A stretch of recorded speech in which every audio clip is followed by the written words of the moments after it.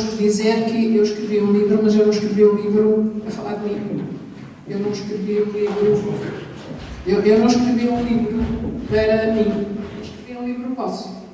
Eu escrevi um livro para contar a história, pelos vistos, destes meus colegas que estiveram aqui comigo, que estiveram aqui antes, dos senhores que estiveram aqui do Canto Alentejano, não é? E de vocês.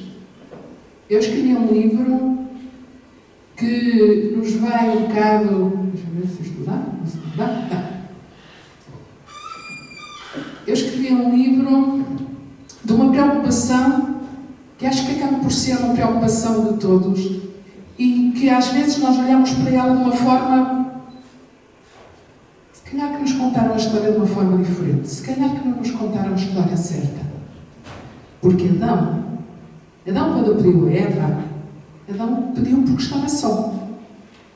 E foi essas coisas que nós ainda não conseguimos, ou acho que de vez em quando Adão sentia-se só no paraíso. E como se sentia só, pediu a Deus, isto independentemente das religiões, ou seja o que for, aquilo que nos contaram, é que foi da costela dele que saiu uma mulher, porque ele estava só.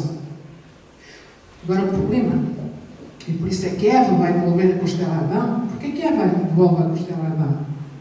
Porque o Adão continuou sempre sem um pedaço dele. E ele só queria companhia.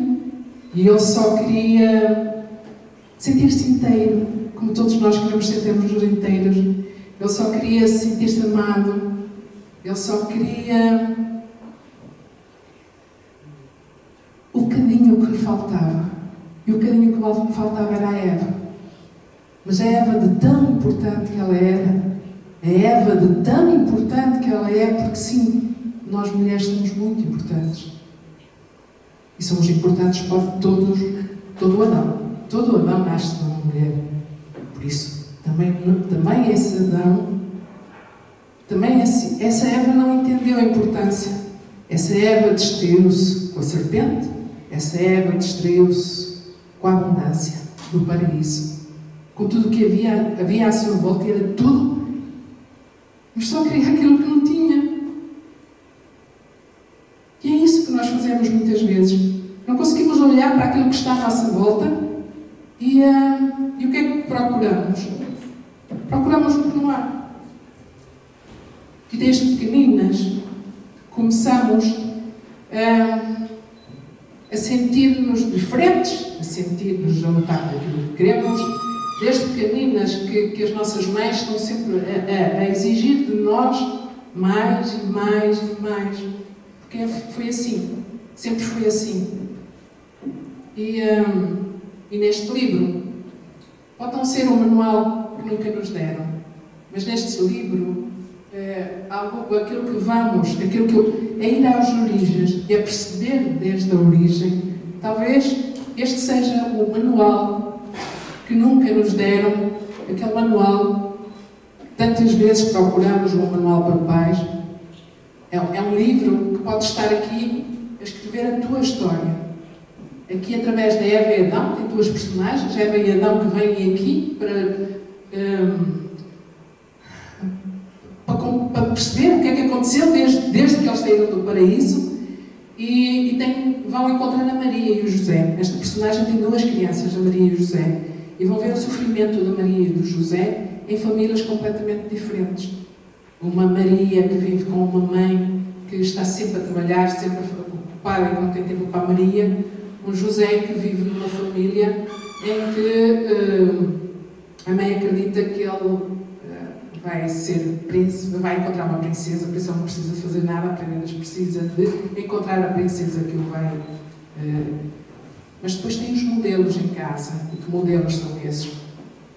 E aquilo que nós sabemos é como escrever a nossa própria história se vivemos com medo. E nas famílias, quando vivemos com medo, ensinamos o medo.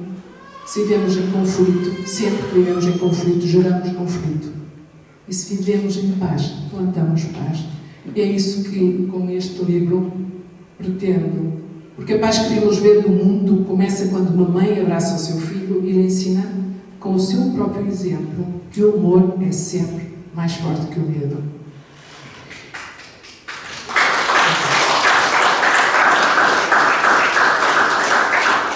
E quando escrevi este livro, é muito a pensar na culpa de Eva, ou na ausência, ou na falta do Adão, e no completar. E começa tudo pelas nossas crenças, aquelas crenças. Eu tenho que ser um bocado rápido porque estamos no fim, mas no fundo, as nossas crenças, o que é que desde a infância nos contam, o que é que desde a infância nos dizem, quer relativamente ao que é ser mulher, ao que é ser homem, quer relativamente ao que é o amor, o que é que são os relacionamentos.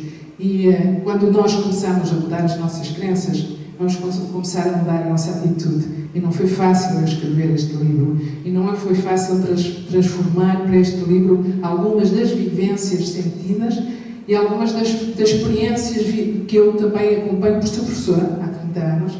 E sempre que via as crianças e sempre que analisava os pais, sempre que eu via situações de violência doméstica, sempre que eu via situações de famílias ou de abusos, ou de certas coisas, porque também presidi uma CPCJ e foi por isso que decidi escrever este livro. E quando mudámos, e percebi que sempre que mudássemos a atitude, o que é que nós íamos ter? Íamos mudar a nossa realidade. E a minha realidade, como Eva entrega à costela a Adão, é levar além fronteiras. A última fotografia é um prémio que até no meu livro espanhol também está em espanhol. Eva e Adão, Eva entrega a costela a Adão. Porquê é que Eva entrega a costela a Adão? Não, ela não entrega a costela a Adão a dizer assim, toma lá, é tua, eu não quero. Não é nada disso. Eva entrega a costela a Adão por aquilo que eu comecei a dizer. Porque o Adão precisa da costela. E porque a Eva não pode continuar a sentir-se submissa e a sentir que tem uma coisa que não lhe pertence. E não pode continuar a achar que deve alguma coisa a Adão.